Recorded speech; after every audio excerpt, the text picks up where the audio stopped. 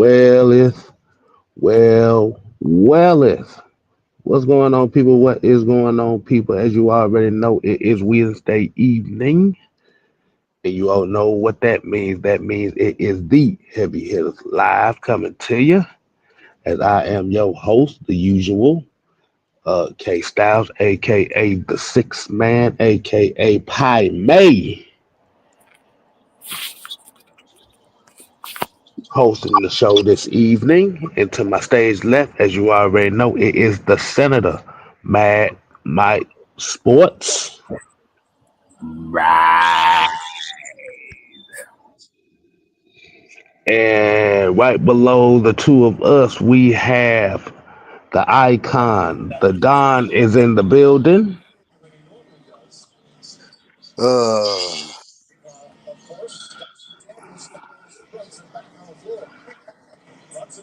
And right next to him, y'all know him as the minister. Jew Talk Sports is in here. What's up, y'all? This is Mrs. Oh, there go Red. There she go. On depot the show like that. There she go. He just was getting in from taking out the trash. Here he go. Here's Oh, Default. Really? oh, we already know. You better just go ahead and rest, cause we need our niece to be good, all good. She in there Mm-hmm. baking. Just go and get your rest, mama. Go get your rest. And we have a plus one on the show today. Y'all may know him as the OG. We call him Truth. Hey, Truth Hurts is in the building, y'all. What's happening? What's happening? What is happening?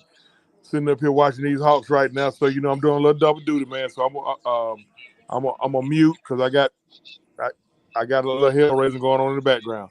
So Oh I'm here. Lord. I'm here I with you. Yeah. I can be guilty of bringing OG Truth on. I summoned him for the heavy hitters tonight, so we'll talk about that later on. His why he's on the. You guilty? Lord have mercy. Oh I don't know what to think about that. Okay, all right. man, we not doing that. We not finna do that right now. We not stirring up no trouble. It ain't no trouble. Why y'all always be thinking I'm trying to start some shit? Ain't nothing wrong. Ain't nothing bad. No, look, bro. I was talking the truth. True, I told Truth. This ain't no trouble. See, you already being guilty right there, man. We ain't finna Hey, do that. he up the show. That's why he up to that. Chauncey be on this show quite a few times, so he already knows the format. Exactly. There's Let's a bow, reason why we wanted him on tonight, though. let's So, bow our heads and pray. oh Lord. All right. Yeah, we had to bow our heads for a second.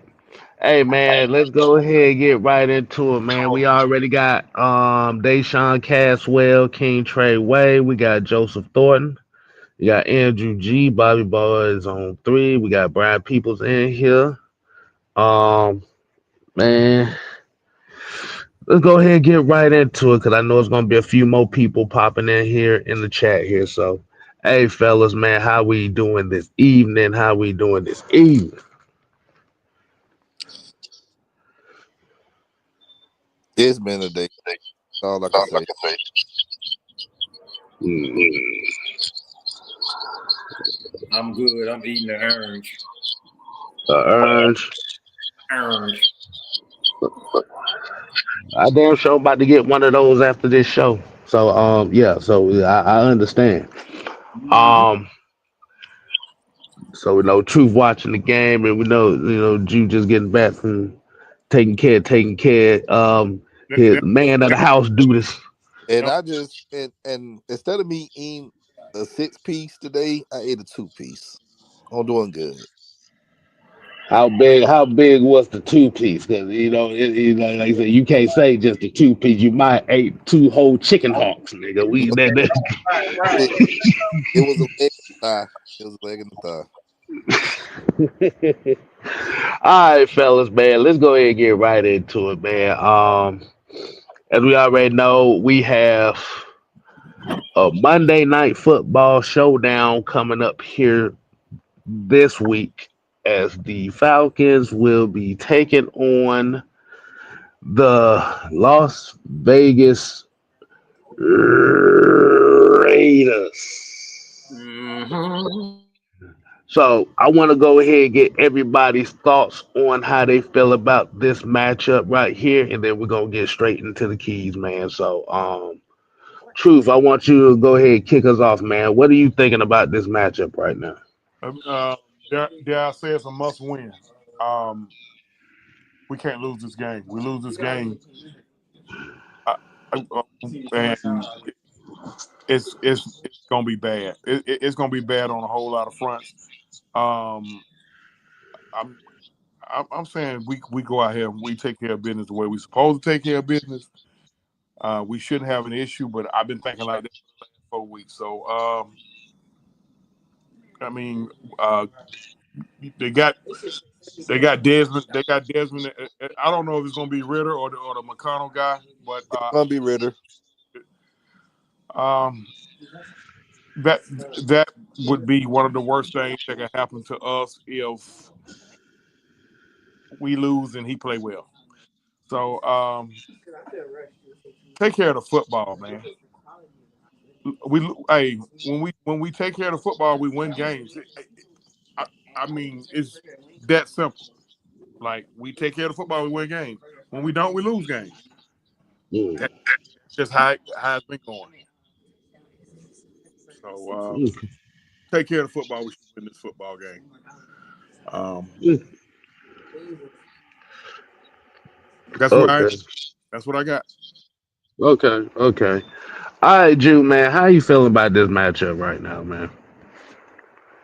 I mean, at the end of the day, as Truth just said, this is a must-win game. But I really feel like the Falcons just got to get their swagger back. Like we got to snap this losing streak. Right now, like when you're on a losing streak, a lot of the time you lose confidence. So I really feel like it's just as Truth said, like the turnovers, the penalties, those are the things that'll lose you games. We got to get back to protecting the football, scoring.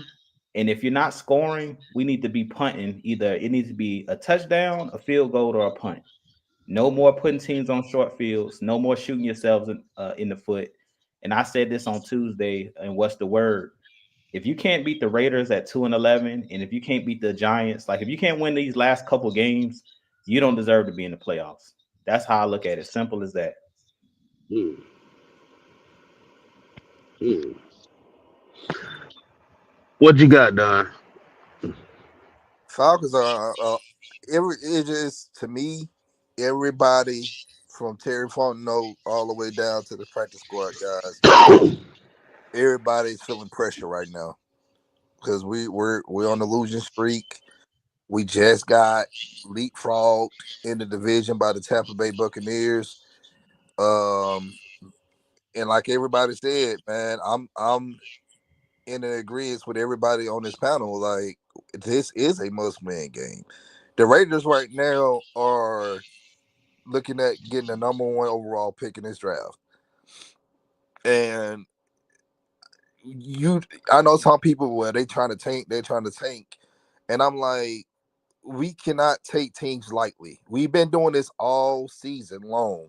When the Seahawks came into town, we took them lightly. Look what happened. We lost that game. We went down to New Orleans and we took them lightly because they just fired Dennis Allen and they had their interim head coach come in. And on top of that, you know, we lost. We lost. And it's just, and since that moment, it's just, since that point, we have just been awful. We can't score points when we need to. The defense, they can't find ways to make stops. Special teams has just been, iffy. Not only just with Youngway, but punting as well. And just we turning the ball over a lot. We're getting penalties at unopportune times, especially on offense that kills the drives. Like we have to, we got to stop the bleeding this week. We got to stop the bleeding this week. We got to find a way to win by any means. I don't care if we go out there, we win the game 12-10. Like a win is a win at this point. I don't care how they win. They got to make it happen. Like, I don't care if Youngway got to go out there and make 4 field goals, and our defense can make and hold the Raiders to like 7 points or 10 points. Hey, I'll be happy. Like, Raheem has to figure out a way to win. Like, they got to be on their A game this week, as far as coaching wise go, and players got to execute, go out there, do what they need to do. They get paid to do a job, so I'm expecting everybody who, suit up, do what they need to do. That's all I got to say. What you got, Mike? Well,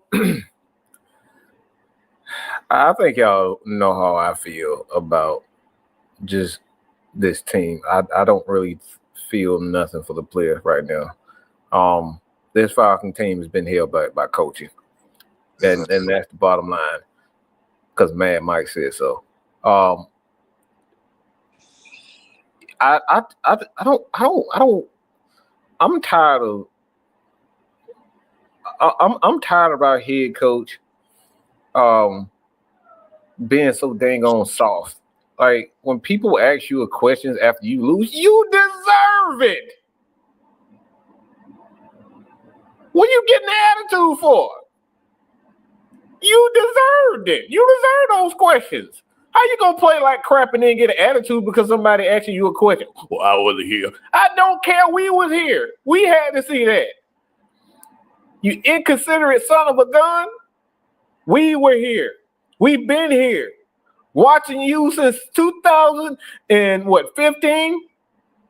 So I don't care about your attitude. I don't care about you wasn't here last year, but you was here in 2015, 16 when we was doing all that winning.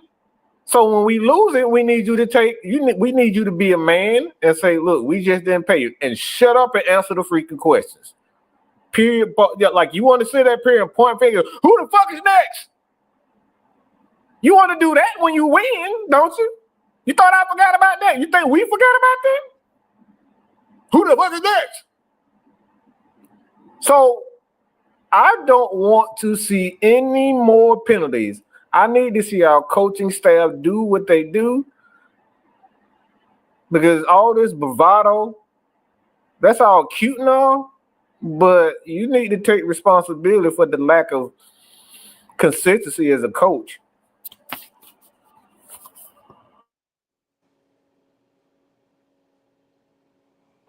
That's all I got. That's really all I have, man. The coaches, I can sit up here and talk about players. I can talk about this and that and being upset with this guy and Kirk Cousins and this guy on defense. Look, I need my coach to step up, man. Yeah. So as far as what to kind of expect here, I got a couple numbers here, and this is kind of like the team comparison for this matchup. So essentially, what we have right now is we have a Falcons offense who's pretty much top of the league at a lot of categories as far as total yards, rushing yards, passing yards, in which the Raiders are bottom of the league. But this is the biggest difference. The Raiders defense has been playing a lot better than ours in all aspects of the game. So essentially what we're going up against right now is essentially this is pretty much the same type of matchup we had with the Denver Broncos. I'm kind of on agreement with everybody. And I'm agreeing with Truth on this, is this unfortunately has become a must-win game for the Falcons.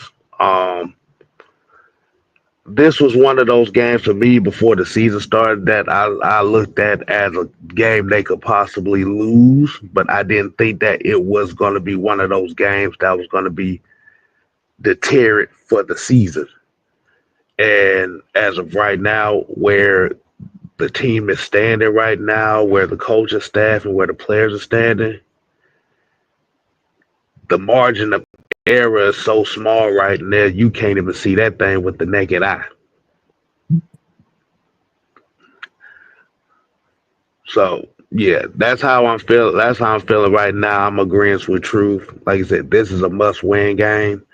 Ain't no ifs, ands, or buts about it. You don't win this game. They thought the backlash was bad prior to this game. Let them lose to the Raiders, and they gonna really find out how upset that this fan base can actually get.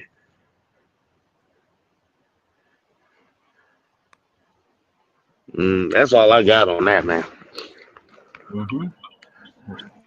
So let's go ahead and get right into these keys as far as what do you think? I want everybody to kind of give me their biggest key to this matchup, and what do you think the Falcons must do to win this game? And Jew, I'm gonna let you go ahead and run point on this one, man. What do you think is the biggest thing the Falcons need to do in this matchup?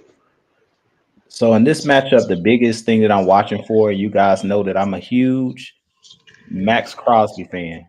Do not let Max Crosby wreck this game. And the way you prevent him from wrecking this game is you run the ball. That's simple. Just run the ball. Get back into the basics. Get back into the fundamentals. When you do throw the ball, as Kirk Cousins, if it's not there, don't force it. Throw it out of bounds. Throw it away. Take a sack. It's okay to take a sack. I really feel like Kirk Cousins' biggest problem right now, when I told you guys over the last couple of weeks he's pressing, he feels like every play is there to be made. Sometimes you got to know when the play is dead. Throw it to the ground. I've seen Tom Brady and quarterbacks throw it at the feet of the defender, throw it out of bounds, take a sack. It's okay. But what you don't want to do is make the huge mistake and throw a pick. That's worse than taking a sack and throwing a pick. I'd rather end in a punt and make them go the length of the field than you give them great field position because you try to force something that's not there. But the biggest thing in this game is Max Crosby. He's the guy that can win this game for the Raiders just by himself because he can come get a strip sack fumble and they get a scoop and score. He's a guy that can get multiple sacks in this game and wreck this game. And because they know that Kirk Cousins isn't going anywhere, he's going to be standing right there in the middle of the pocket. One thing that I haven't seen this year out of Zach Robinson is no moving of the pocket, no rollouts and things of that nature in the play action pass. So they know where Kirk Cousins is going to be. So in this game, Max Crosby is the guy that I'm watching. But as the Falcons, if you just run the football and be aggressive, let the guys in the line of scrimmage win this game, the offensive line can win this game and the running backs can win this game without Kirk Cousins having to throw for 200 yards. Easy. Because the Raiders are not great at stopping the run. So you can go and gash them. And to be honest, I really can't say any team this year has consistently stopped our running game. If anything, we go away from the run. Nobody's really stopping us. Our running backs, both running backs is averaging almost 5 yards a carry. So that just goes to show you that that's our identity. I keep saying it over and over again. Find an identity and stick to it. And we seen in the last game, to me, one of the turning points in the game when I finally said, okay, Zach Robinson's finally starting to understand what the strength of this team is. You ran the ball in the red zone. You scored a touchdown. You had to go for two. You turned around and handed the ball to number 7, Bijan. He punched it in again. And that's what went to show me, like, if you just run downhill, they cannot stop us. That's when we're at our best. So that's what I want to see this team do. Do what you do great. If you're good at running the ball, run the ball. If they stop you doing what you do best, I'm cool with that. What I'm not cool with is when you start trying to play left-handed and not doing your best, playing your best game.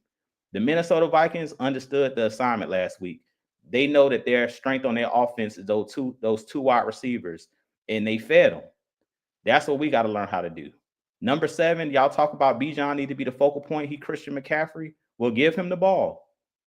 Feed him. 25 touches. Feed him. Feed Tyler Algier. We know that Kirk is not playing well, so the way that you prevent Kirk from losing the game, don't let him throw it. If you feel like he's in that much of a slump, that his arm is gone and he can't make the throws, he's not confident, the best friend to a quarterback is a good offensive line and a good running game. Let those guys go out there and win these games. Because these next 2 games, you should be able to win it alone by just running the football. They can't stop us. And I'll leave it at that. Auntie Pam, what's going on? Christy, what's happening? Georgia, Texas, boy, Dre Murphy, about whatever. Mucho, appreciate you coming in. Southside. Um, I'm gonna go ahead and let Mike go next, and I'm gonna let Don go after him. So, Mike, what you got for this?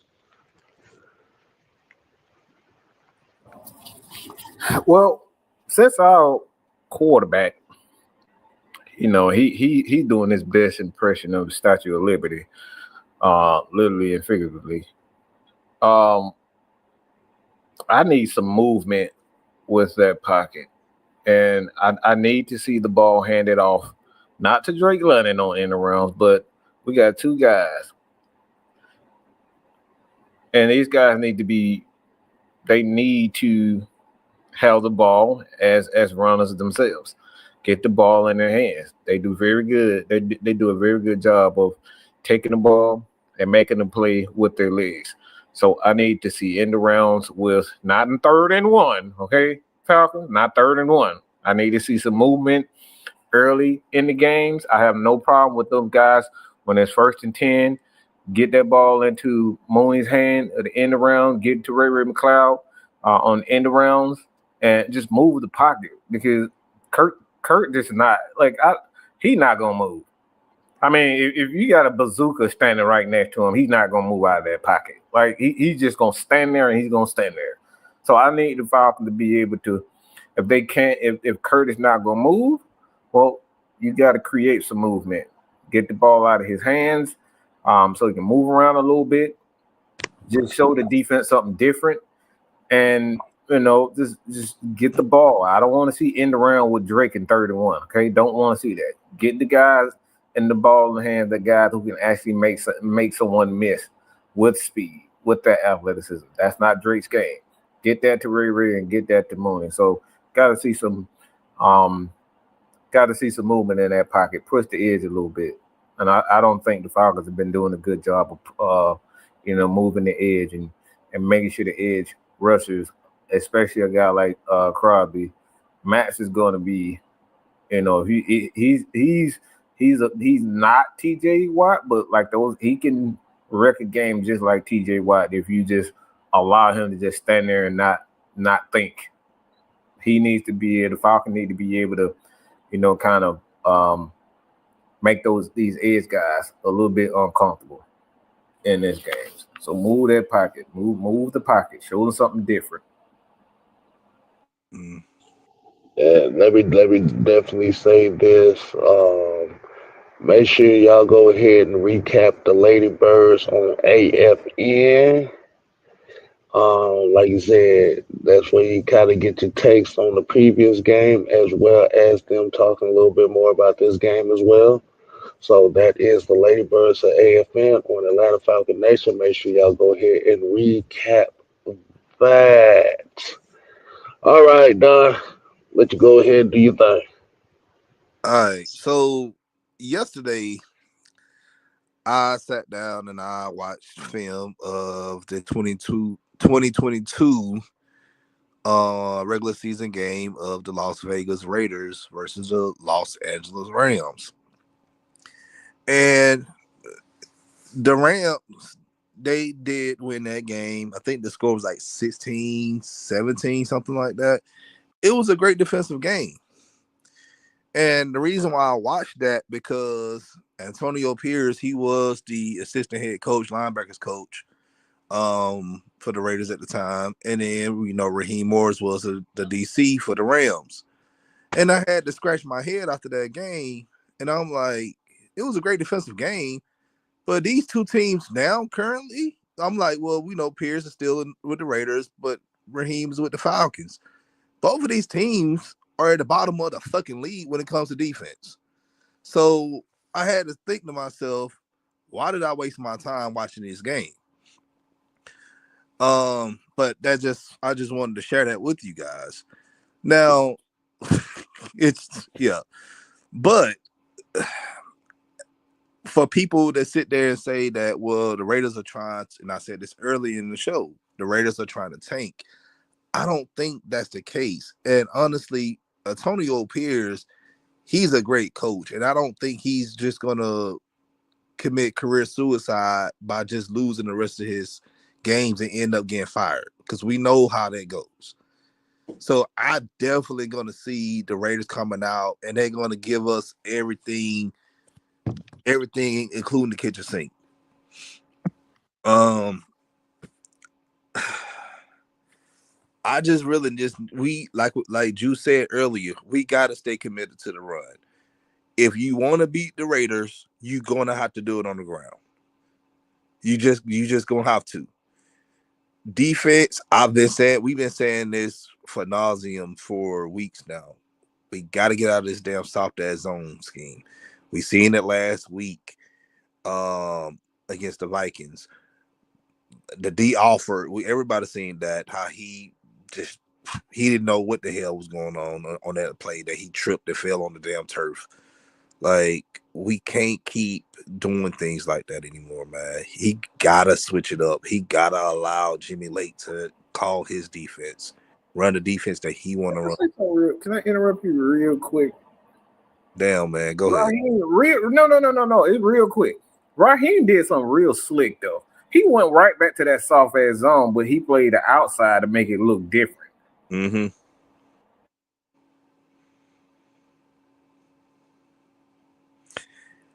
Yeah, I was just about to say that too.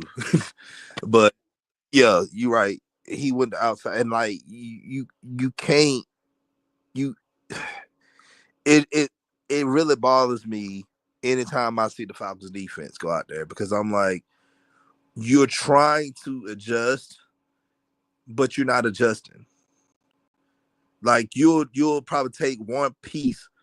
You'll probably take one little part of the secondary and be like, okay, well, I may have the outside guys, I have them play a certain way, but I'm gonna have my safeties, I'm gonna still have them out, I'm gonna have them out wide. I'm gonna have them lined up, probably 20 some yards away from the line of scrimmage.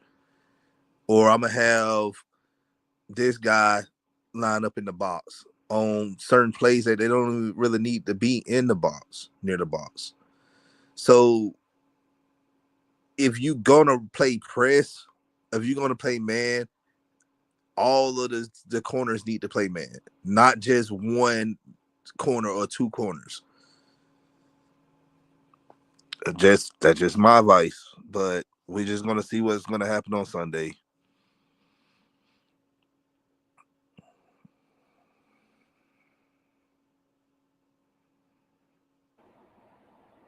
K-Style, what are you doing? I hope you're not rubbing on booties over there. Is he asleep? Nah, I'm waiting on goddamn truth. He didn't call his name. You ain't say it. You was muted, dude. No, I ain't know. I ain't know if Don. I ain't know if y'all were done. That's what I was waiting on. I was done. It's been a long pause. Keep it simple, stupid. That's something I'm pretty sure Don would know about being a school teacher. Keep it simple, stupid. Listen, if it's working, don't go away from it, man. I heard Mike mention about if you're gonna do jet sweeps, he mentioned Ray McLeod and Mooney. We also got Avery Williams, who's been with the organization for six plus years. Who that's kind of what he do. He's a return guy. He's a gadget type guy. So if you're gonna do that, and please not on 3rd and 1. My PTSD can't take that. We don't need to do it on 3rd and 1. But keep them stupid. Like I think it was either Jew or K Styles alluded to. Hey man, it's okay.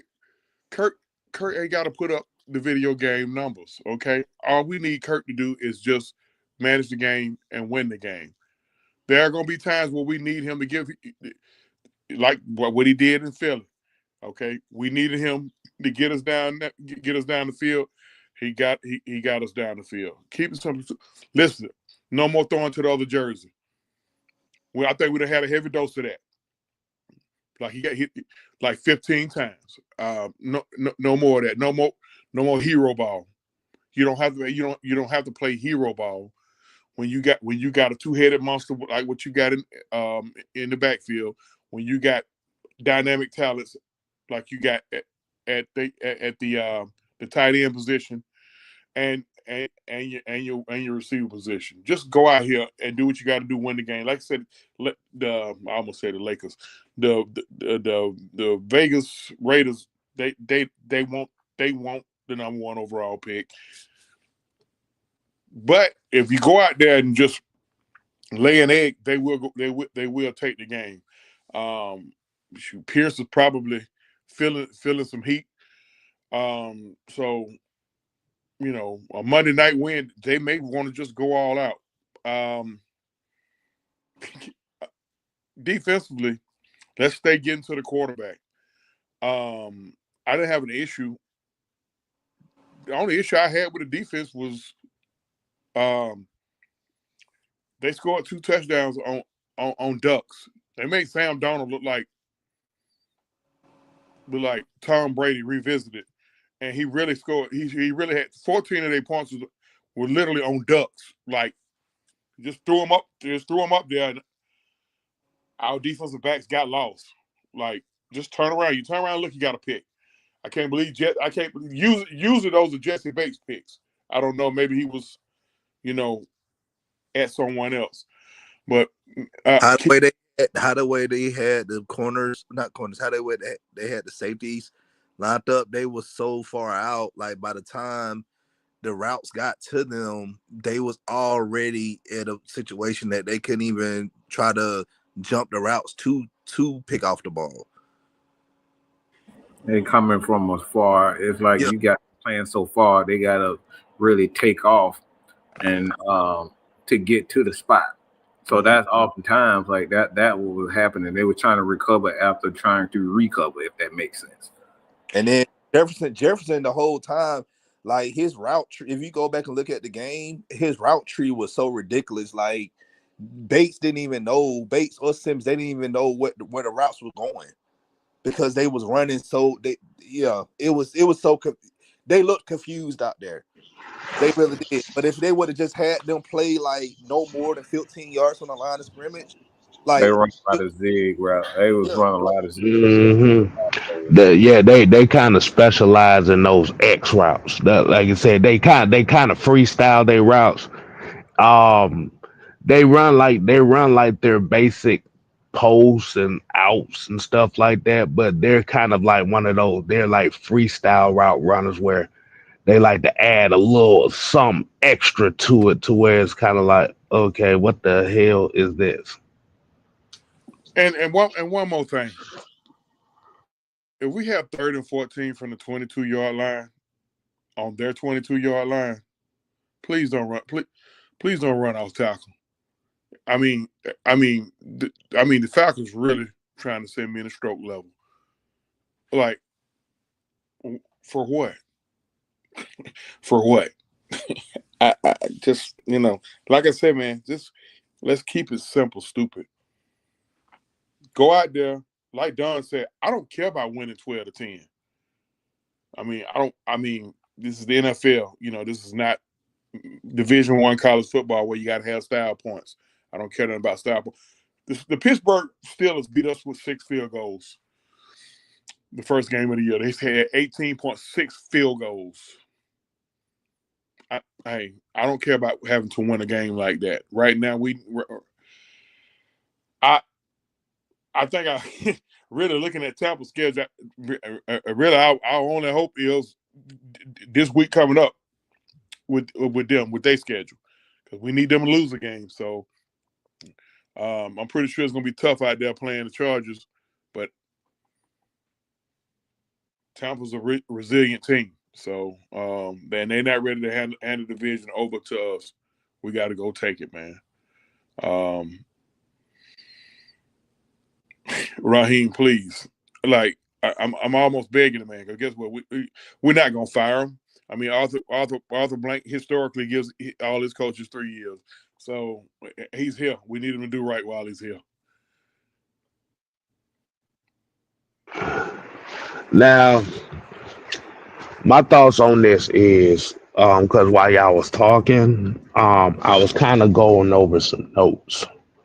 I want to ask everybody here a question. And I know a lot of people may not know this. Um, is anybody familiar with the with history as far as the Battle of Red Cliffs?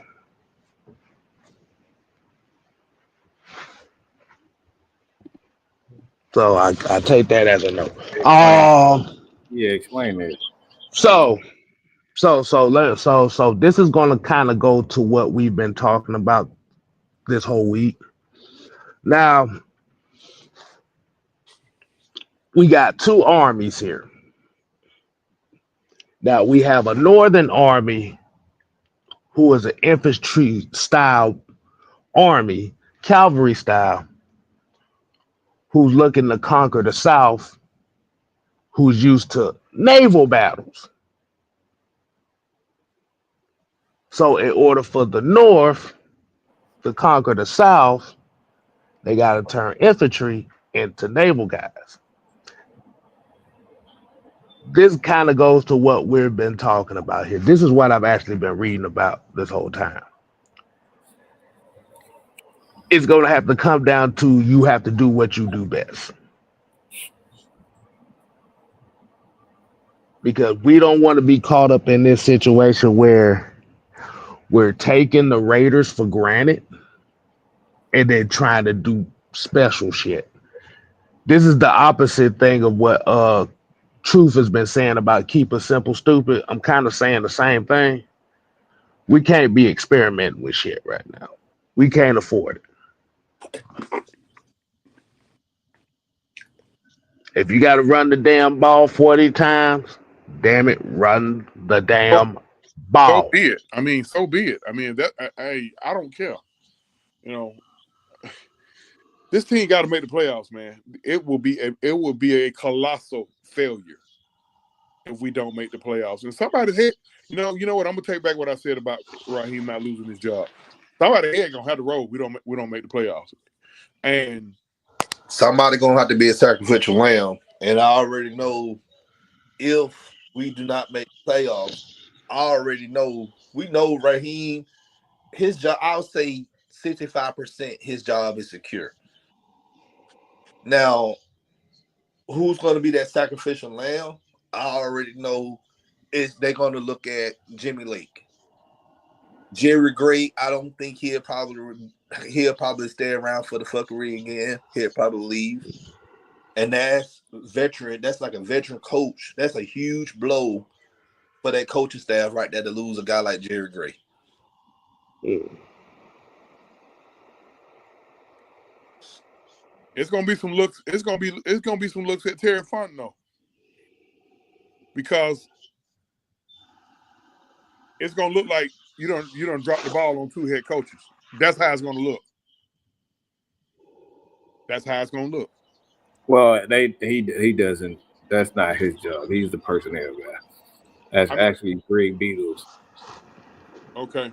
So yeah, that's not his job. His job is to worry about player personnel. The team president is the one that worries about the hiring and all that type of stuff. Those are the guys that's his job. Okay.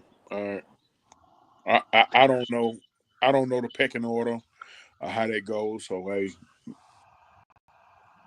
at, Look, at, look. at any rate, this is a non-issue if we make the playoffs. Uh, and at this point, I don't care if we make the playoffs and go one and done. Just get a home playoff game. No, I care because I'm gonna want to win that. I'm gonna want to win that guy too. But we But gotta I get some. kind of I kind of feel where you're coming from because you want to see the progress. The progress is the playoffs. That's the progress. Mm-hmm. Because like you said, this team hasn't seen a playoff berth in almost 10 years.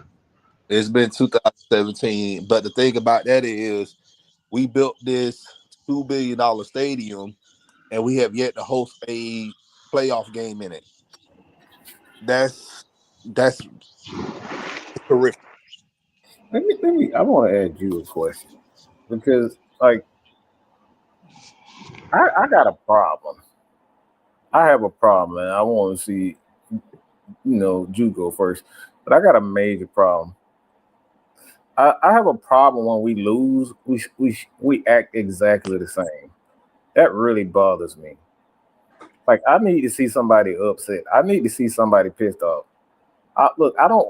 I'm tired of here talking about this Brazilian bullshit. Like that really, like that really burns me up, and I mean burns me up. Like, where is somebody? Is somebody gonna punch somebody? Is somebody gonna punch a damn wall or something? Like, somebody do something. Jew, where you stand on that, man? I completely agree. I completely agree with you. And that's why I feel like everything that's been said on this panel, I completely agree with as far as we need to make the playoffs.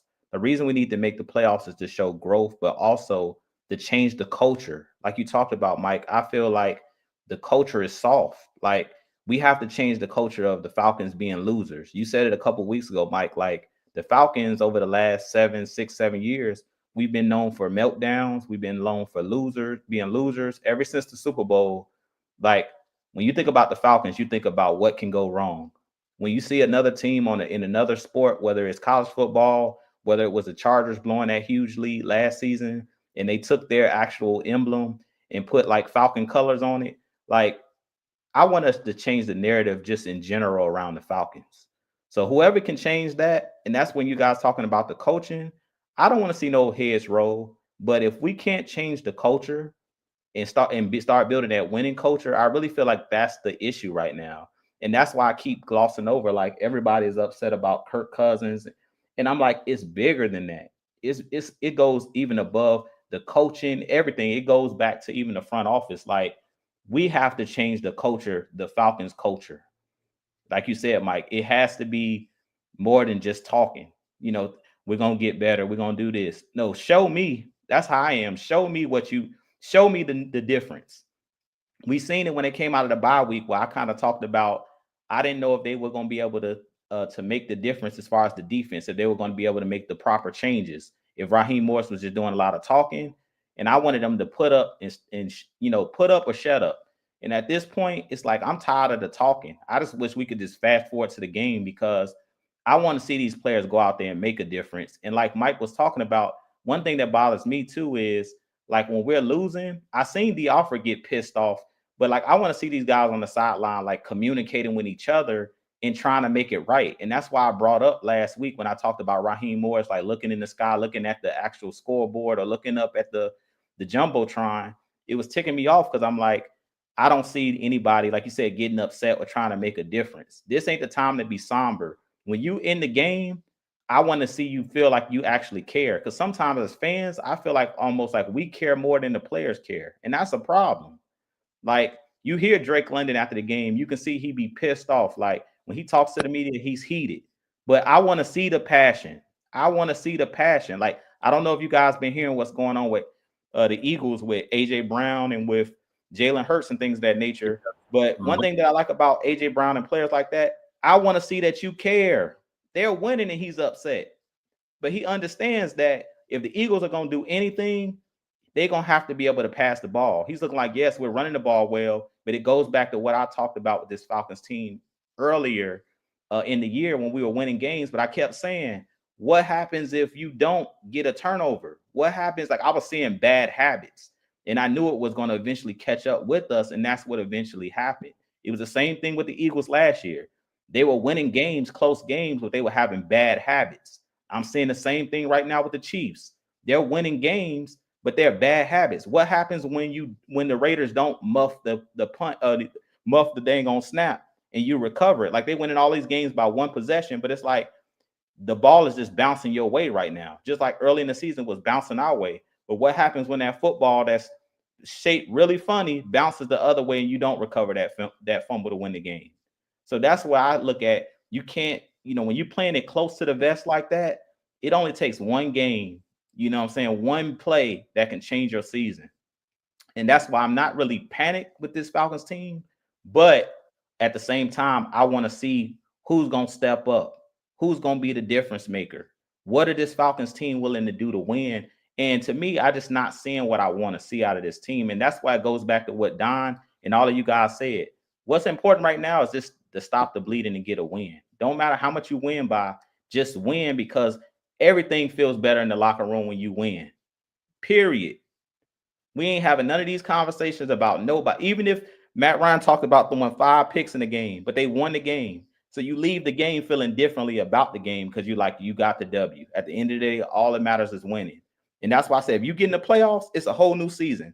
The Giants were like 8-8, 9-7 when they won their 2 Super Bowls. They won a number 1 seed. They ran through the playoffs on the road and won the Super Bowl. So if this team gets in, once you win, you just got to make plays. Anything can happen. But I just feel like the culture is what I'm mad about. It's like we don't have a winning culture right now. And that's why the fans turn on the team really quick. Like you seen how fast the fans then turned on the team. They didn't turn because it's like we're doing just what these players are doing. Here we go again. If a bad play happens at the wrong moment, these players automatically revert back to the last time that we blew a lead, or it reverts back to last year. Dang, we're spiraling again. You see guys tighten up. And that's what I'm seeing with this team is guys are tightening up, but they don't have anything to refer and reach to. And that's where you need that coach that has a winning culture. And that's why I talked about, Mike, when you were talking about Bill Belichick, one thing that I think he would have brought to this Falcons team if he would have been hired, he has the credentials and he has that pedigree that he can point to. I've done it at the highest level. He can pull out the box of rings and show you. You know what I'm saying? So that's what I feel like the problem is right now. It's like it's nobody there that's like the big dog that can say, like, look, we're going to turn this around, boom, and this is why, and show you. And that's what I'm feeling like with this Falcons team. That's what's missing. Is it that winning culture? Like, we don't have a winning culture right now. And that's why the team is spiraling. And I don't understand why Chauncey left, because I was about to. This is the main reason why I brought him on, because he has the experience of being a coach in some capacity. All right, your players take on the attitude of the head coach or the position coaches. So if you're very passive, your players are going to play passive. All right. Like, we talked about the Nick Siriannis. We talked about the Andy Reeds. We talked about the Jim Harbaughs. Dan Campbell, great example.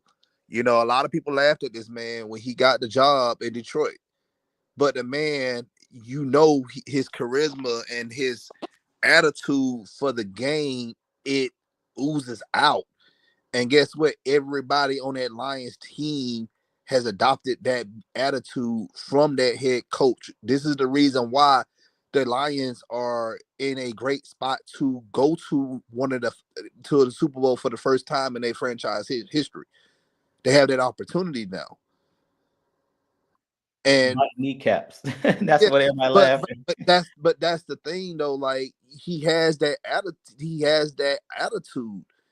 The Raheem Morris doesn't have that. He doesn't have that dog mentality that the players can, you know, rally around and be like, you know what, let's get out here and win this fucking game. We don't have that. Like, I liked when Dean Pease was here. I liked when we had dang, I forgot the coach, the DC from last year. Ryan Nielsen. We had Nielsen. Arthur Smith, Arthur Smith really didn't have nothing to work with. But these got that previous regime, you know, if something happened in the game, you see them on the sideline, you know, cussing and fussing and trying to get these players to get it together. I don't see that in Raheem Morris. I just don't. That man a wimp, man. Just call it what it is. He's a wimp. He do all the smiling. I'm telling you, when I coach, it was damn. I felt. I'm telling you, when I coach, it was going to war. And my players, it doesn't matter if we was down 14 points. My defense went out there and they stopped the bleeding. They did not allow any more yards. They did not allow any more touchdowns. Like, they did their job because they see me on the sideline pissed the fuck off. Yeah, he gonna smile us to death. He gonna smile us back into the. Hey, no, get out of here. Ain't nobody. what do you look at Raheem? What do you think? The first thing you see him is what? Why the hell is he smiling so much, right? I'm about to say all I What see is teeth. That's all I see. Well, I wanted to add on to what Don was saying because you guys know I did a little bit of dilly dabbling in coaching as far as on the basketball side of the game. But another thing that I wanted to add to what Don was saying, your players are not going to listen to you if what you're telling to them doesn't work. And I feel like that's another reason why Arthur Smith lost the locker room. And early on in the season, in that Denver game, when they were like, well, the players gave up because they know what you're saying doesn't work. Play 8 yards off the ball. When you getting smacked in the mouth and you feel like what your coach is telling you isn't working, you're going to start tuning that person out. And I really feel like that's another issue as well.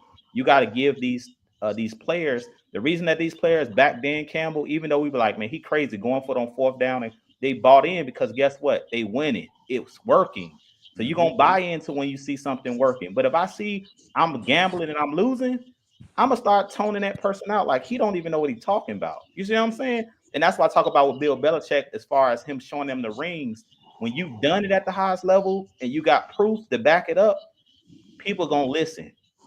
Yeah, They're and not listening to Raheem Morris because it's not working. They're like, because then he doesn't have the credentials to back anything up. Yeah, you won a Super Bowl in Los Angeles. Yeah, on the coattails of you had an elite roster on the defensive side. Yeah, you was a defensive quality coach in Tampa Bay in 2002. But let's be real, we all know that Super Bowl was inherited. They inherited that Super Bowl from Tony Dungy. exactly. Like and that's the thing. Like in comparison to Dan Campbell and to Jim Harbaugh, because I'm using these guys because they're new. Well, Campbell been there for a few years, but still, these guys won Super Bowls. They won Super Bowls. Well, Harbaugh has it, but Harbaugh won a national championship at Michigan. So they have the credentials to be like, look, I won a national championship. I've been to a Super Bowl. Like I turned the franchise around from being a laughingstock in the NFC West in my first year playing in the NFC Championship game. Nick Sirianni, like his second year in the league, he was in the Super Bowl. So I got a quick question, and then I have a follow-up question on that too. Mike, I want to ask you this. So while we're sitting here kind of talking about the team mentality and kind of having that team culture, do you think that Arthur Blank kind of fell into the pressure of fulfilling the city culture more so than the team culture?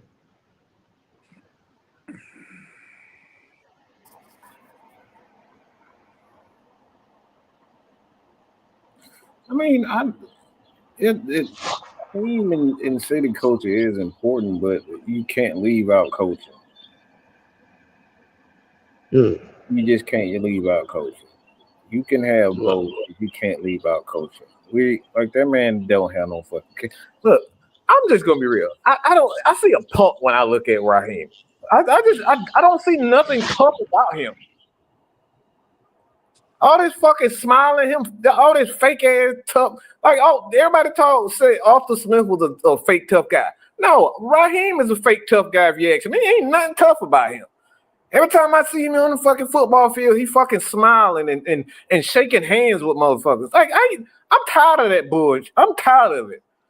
Ain't nothing tough about that man when I look at him. Dude literally hugged Arthur Blank from behind, like a girlfriend that bought her boyfriend a PS5. Bro, let's keep it real. Let's be absolutely real. That all he does is fucking smile and shake hands. I Bro. He don't strike me. When I look at Arthur Smith, I look like a guy that may have a little asshole in him. When I look at Dan Quinn, he looked like he got a little bit of asshole in him. When I look at Mike Smith, you know he got it in him. When I look at Raheem, I don't see nothing tough about that dude. You don't think the players on the football field don't see this? You don't think they thinking the way because I played, you played? Look, when you see somebody say, yeah, I can take that. You know when Michael Jordan look at somebody, when LeBron see somebody, yeah, you barbecue chicken. Give me this ball. Give me this ball. You already know. That's what when I see Raheem, when I'm sitting on the sideline, he's standing up looking at the look up in the desk, guy chewing gum. Ain't nothing tough about this dude. So basically, what you're saying is the opposing teams looking at him like Coach Bo you did in the Water Boy, where he imagined the coach as a puppy. Bro, that's all I see. That's all I see. When you look at you finna look, you gonna get stressed out. You know What'd you say? you gonna be on edge when he comes. When Dean Pease was here, all the reporters was on edge. They had to watch themselves. He said, Am I "Hello, right? Look, man, tell me hello, what I'm little wrong. baby, hello, little baby."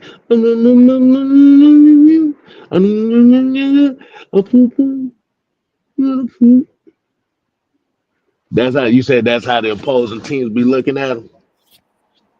Look, man, ain't nothing tough about that dude. You look, your coach has to exhibit some sort of toughness. You look at Mike Tomlin, he always had the same hard look on him. He look, that's a real man's man right there. It ain't no ifs, ands, or buts. You know you look, you better watch your mouth around him. He looks it. He looks the part. You look at Nick Saban, he looks the part. You look at Kirby Smart, he looks the part. Dan Reeves, when Dan Reeves was coaching. He looks the part. Mike Shanahan. You can say what you want about, but Kyle Shanahan looked the part. Besides a little curly ass hair, but he looks the part. Yeah. Remember Dan Reeves, man? We was winning game. I'm talking about we was up 3 touchdowns. This motherfucker still pissed off at some of the players for missing an assignment or something. Well, to me, it ain't even about looking the part, like y'all saying. It's about knowing who you are and what do you do well. And that was something that I agree with Mike when he said, "What does Raheem Morris do well?" Like you look at the Dolphins coach, Mike, McDaniels. He don't look tough. He look like a geek or a nerd. But guess what? That man know how to call them offensive plays. I know that boy a wizard when he drawing up them plays. But he got it. It's not even just that. Mike McDaniel got that. Look, he know what he's doing, and he'll sit there and get on his damn players while he's on the field. Exactly. But I'm saying you know what he does well. You see what I'm saying? We know that man can draw up plays. But we see he took Tua and that Dolphins team. Everybody was saying Tua was a bust. When he got there and started working with Tua, we seen the difference. The same thing with the Vikings coach. I love their head coach because to me, you see what he's doing with Sam Darnold. Everybody was saying Sam Darnold sucked. We made that man look good last week, and they sitting at what 10-2, 11-2. We know what Sam Darnold went through. He done bounced around the league, but he's with a team now where a coach know what he's doing. He calling plays. He got him in the right system, and we seeing him flourish. And that's when you say that's coaching, because we know you can't just plug and play Sam Darnold anywhere. It's working because of the coaching. Look at Brian. I'm sorry. Look at Brian Dabble, another person. Yeah, they losing, even though they damn losing. But damn, this man always pissed the fuck off. Exactly. And we seen what he did with Daniel Jones in that one season when they went to the playoffs. He got Daniel Jones paid. Let's be honest. Before he got there, Daniel Jones was not finna get that contract. But that's what I'm saying. What does Raheem Morris have to show for it? I don't know what he does well. And sometimes that's why I don't like the head coach not calling plays, because it's like, what do you do well? What is your job in all of this? That's why we kept saying he was the one calling that soft zone. We like, this ain't, Jimmy Lake, but I hate when coaches hide behind it. At least Arthur Smith won't hide behind it. He like, I'm calling the plays. I hate when the coach is like in the background, but they fingerprints is all over it, but they throwing rocks and hiding their hand. And that's kind of what I feel like was going on with Raheem Morris. Like y'all talking about scapegoating somebody. It's like That's why the media asked him. I don't know if y'all heard. The media asked him, "Are you going to take over plays if things don't change?" He's like, Mm-hmm. "No, no, no." But they asked him that because they're like, "If you take over the play call, and guess what? We can blame you when things go wrong." You see what I'm saying? And what he don't understand is, I'm still gonna blame him whether he say he calling the plays or not. Because guess what? In the Super Bowl, who did we blame? We were mad at Shanahan, but ultimately I blame Dan Quinn because I said, as the head coach, you gotta usurp. You gotta go and say, no, we running the ball right here. Who are we mad at in the Super Bowl? Pete Carroll not giving that ball to beast mode. I looked past the offensive coordinator. At that point, Pete Carroll, as the head coach of the team, you make the final say. You And say, get that ball to beast mode. I don't care what. You hear the plays that's being called. You could have overrode. You see what I'm saying? So that's why I say, whatever happens, Raheem Morris is taking the most blame for all of this. This debacle that's going on in this losing streak, he gonna be responsible, no and matter who calling the plays. and Jew, I'm glad you said that because that was gonna be my next thing. And I'm to the point right now. Our coordinators, as giving them head coaching jobs, I'm on the fence right now because they don't understand how to manage allowing the coaching staff to call the plays and run their side of the ball, coach their side of the ball. Like I know I keep bringing up Dan Campbell. Dan Campbell was a tight ends coach. All right. John Harbaugh, Baltimore. We knew he was a special teams coordinator. And Sirianni, I believe he was a receivers coach. Like these guys were position coaches. They weren't really like offensive coordinators or defensive coordinators. And I think honestly, the Saints may end up keeping their interim head coach as the head coach for next season. I think he's been doing an okay job with what they got working down there. Most definitely. It's about So, being a leader of men, yeah, it's like what about you're saying, leader John. and allowing and holding your coaching staff accountable for what they have to do. Exactly. And you're not holding their hand because I called the defense such this many years, such as in this place, and I'm going to do it here. No, you can't do that. You're the head coach. Be the head coach. All right, so I got a couple more questions here, and I know we over the hour mark now, so probably give it about another 10, 15 minutes here. So I got a couple questions here. Um,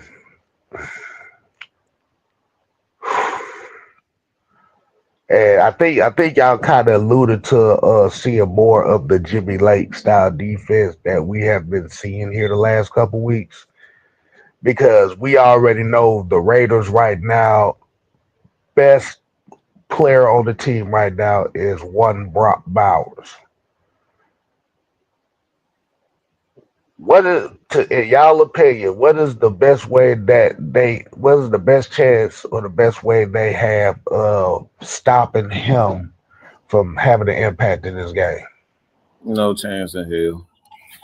We're gonna see the same stuff. But he showed me this past week that he's gonna go right back to doing what he want to do, and that's play soft. Like Raheem, at the end of the day, like I'm sick of him. I'm sick of him. It's the same attitude. You only do things to shut people up. It's not a sincere change in defense. You only doing that because it's not working. And then, like I said, this past week, why do you think those safeties and DBs was all over the place? He tried to sell them on something different that was essentially the same, and them guys will fall. All the DBs, the safeties, all of them were just falling all over the place like they never played on turf before. It's because he tried to sell them on something that did not work. It go back to what Jews they're talking about. You went right back to where it was. You went right back to playing that soft stuff. So his thing is he wants to put his imprint on his secondary and let everybody else do the job up front, but it has to be a cohesive unit. So for me, look, I hope Brock go by for 300. I'm gonna be honest, because I need him to take his job seriously. I don't think he take his job seriously defensively. I think he's just trying to do enough so the offense can be the offense, and then his defense just do enough. I don't think he wants his defense to be great, because if you want your defense to be great, you would have taken, it wouldn't have taken you 12 freaking weeks to make a change in your secondary and make a change. It took him way too long. So he don't want to. He want to do enough. Yeah, Lad McCuffey went off when we played the Chargers, so Brock Bowers, he could very do the same thing. So Because, like I said, the reason why I kind of asked that too is I know D. Alford has been the butt of a lot of jokes here in Atlanta, and deservedly so on that play that he had. But I want to ask everybody that's watching this live stream a question on that play. Did y'all see something else that was wrong on that play too? And this is kind of where Mike is this is where a lot of everybody on this panel is alluding to. Okay, raise your hands if y'all recall that D Offer played where he bust his ass. Didn't know what the hell he was doing against Justin Jefferson. I want to see the hands in the air in the chat. See if you gonna see where I'm going with this.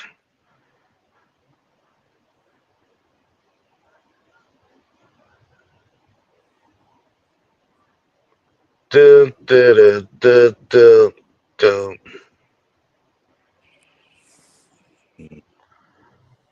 dun, dun, dun, dun, dun. Okay, we got Vincent Moore got his hands up. Okay, Xavier Littman got a thumbs up. John St. Clair. Okay, let's see if we get a couple more. Dre.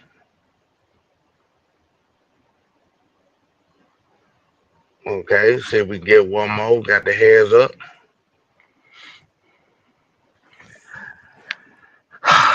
Okay. Jew, Don, Mike. Y'all remember the play I'm talking about. The infamous D offer fall on your face play, right? Yep.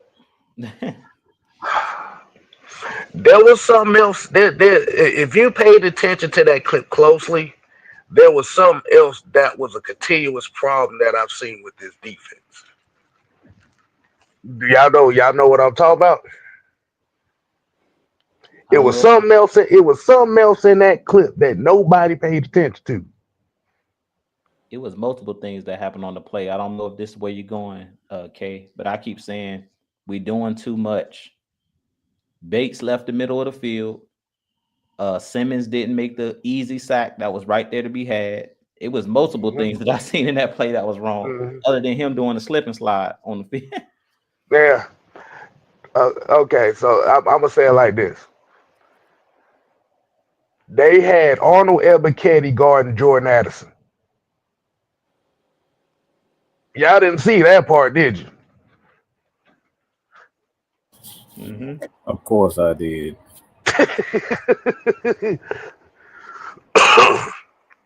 And this has kind of been a continuous thing that we've seen on this defensive side, where you actually having pass rushers guarding slot receivers, and it's became a problem here the last month and a half. Um, like I said, Ebiketie passed off Jordan Addison 15 yards down the field, which is already too late, by the way. But it's these matchups right here that is causing issues in pass coverage. Let me ask everybody that raised their hand: did y'all see on the Ebiketie one-on-one with Jordan Addison?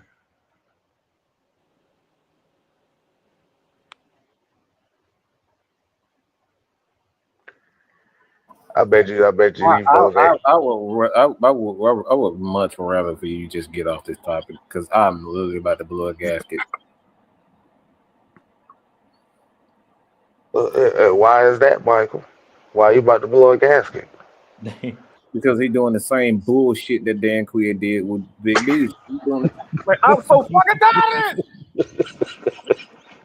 How many times we saw Big B instead of rushing the damn pass, we see him in the middle of the fucking field trying to play fucking. Oh my god, man! It's the same thing. And you wonder why Big B was a alleged bust. It's because of stuff like that. Playing players out of position. It's the same thing. If you don't believe me, go back and watch it. What happened in the Super Bowl? Vic B, instead of rushing the passer, what he was doing? Dropping in fucking coverage. He dropped the interception. This is what happens when you play guys out of position. He ain't fucking Superman.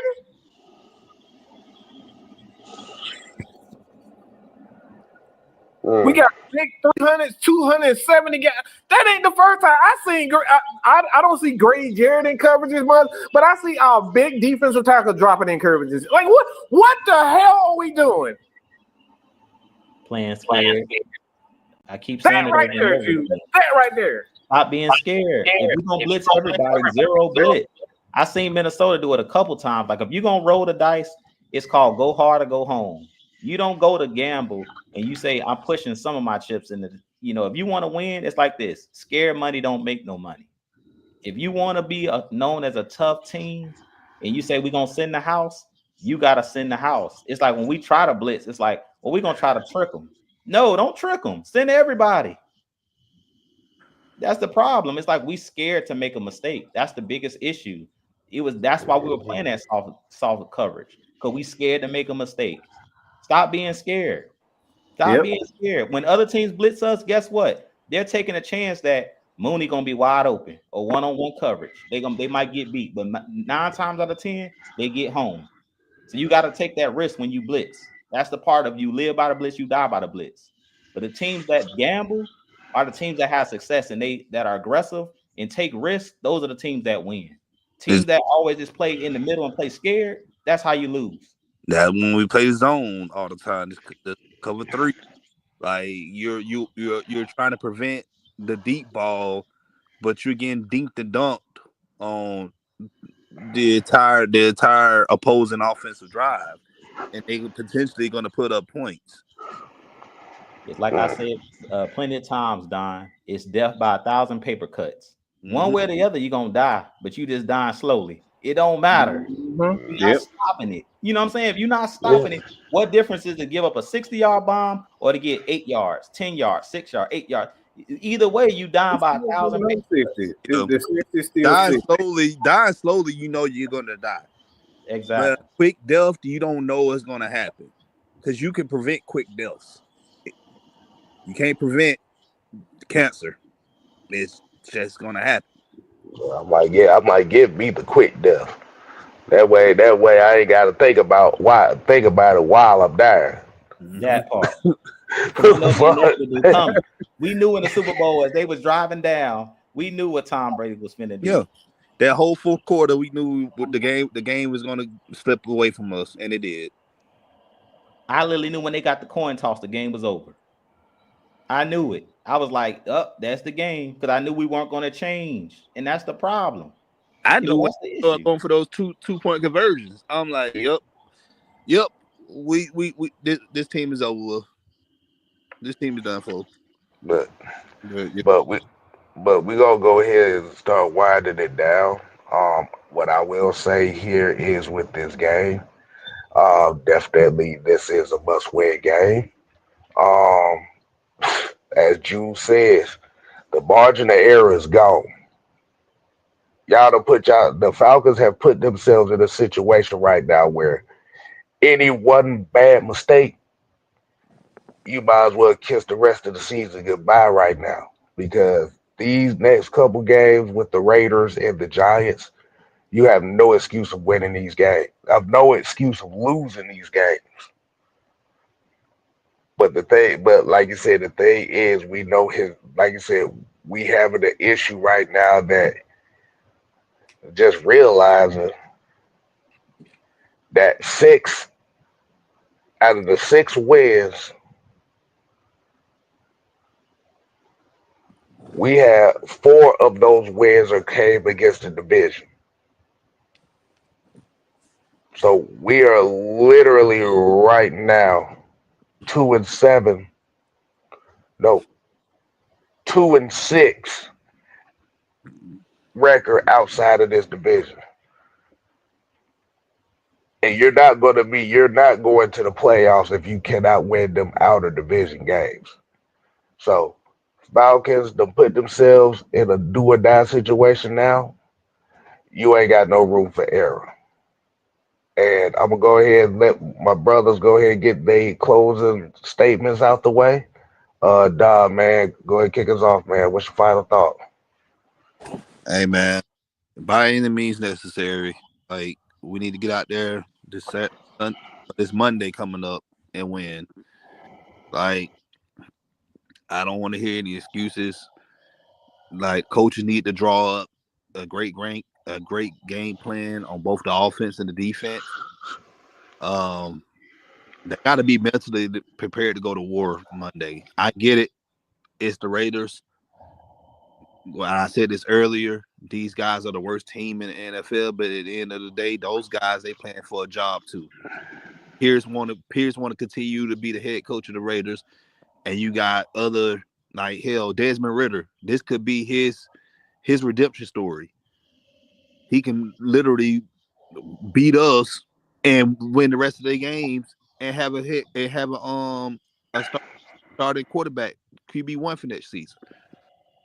So we cannot take them lightly. Go out there and beat their asses. And let's go. Let's get win number 7 in the win column for the season. That's all I got to say. Okay. So, all right, Drew, what you got for me? Yeah, I mean, we said it all in this game. What I wanted this team to do is just go out there and let it all hang out. You ain't got nothing to lose now. Just like we saying the Raiders don't got nothing to lose. You didn't lost the lead. You didn't blown it. So at this point, you ain't got nothing to lose. Go out there, have fun doing it, and play this game like you know how to play it. Go play Falcons football. It's that simple. It's not rocket science. I keep saying it's not rocket science. Like if we do what we supposed to do, we should come out with a victory. Like I said, they 2-11 for a reason. If you go out there and play fundamentally sound football and just execute, you'll win this game. I'm not really concerned about this team, to be honest. It's the self-inflicted stuff that's upsetting and frustrating because it's like so many of these games were right there to be had. And yet again, we're back, as you say, watching this same movie over and over again. Okay. We said it last week.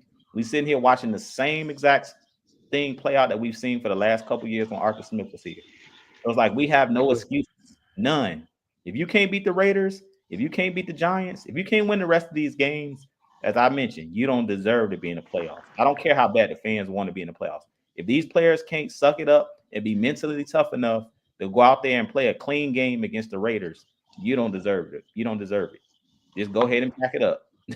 If you can't get it done, if you can't get these next 2 games done, you don't deserve a spot at the playoffs because you had it in your hands and you still got it right there in your grasp. All you got to do is go out there and play Falcons football. If you go out there and play to your strengths, there's no reason why you don't come out with a victory.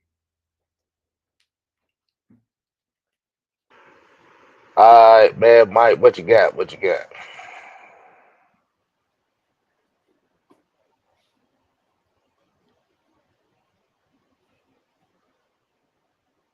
Okay. So that silence is So I just don't want no excuses, man. Ain't no way we should lose these next coming games. Period. Point blank. That's it. Falcons are a better team than all 3 of these guys coming up next. They're just better. So I don't want to hear nothing about we taking lightly all that nonsense. You're a better team. Go out there and Go ahead and put it out there. Put it all on the field. You got nothing else to lose. Because for the most part, you've already lost the fan base.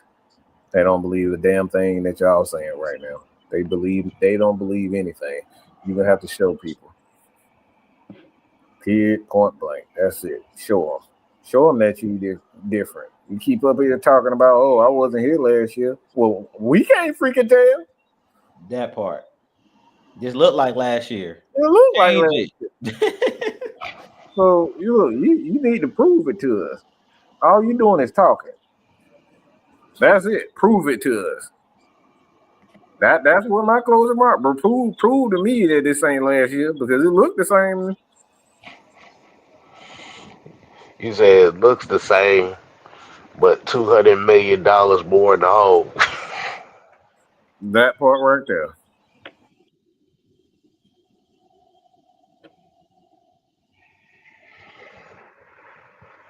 But like I said, man, we got the OG coming up here in a few minutes over on Mr. White Sports Network. So y'all make sure y'all go ahead and check out Sam, Ant, and LT, a few others over there. They're gonna give their thoughts on this matchup as well as talk a little bit about some college football type stuff as well. So y'all make sure y'all go over. That is Mr. White Sports Network. Check them out. And as we say over here, man, we ain't here to play.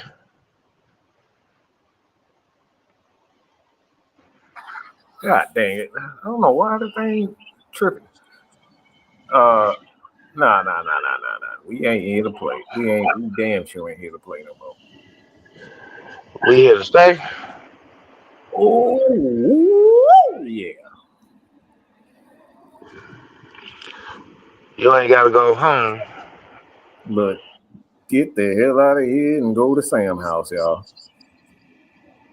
Get her done. Get this shit right. Mm-hmm.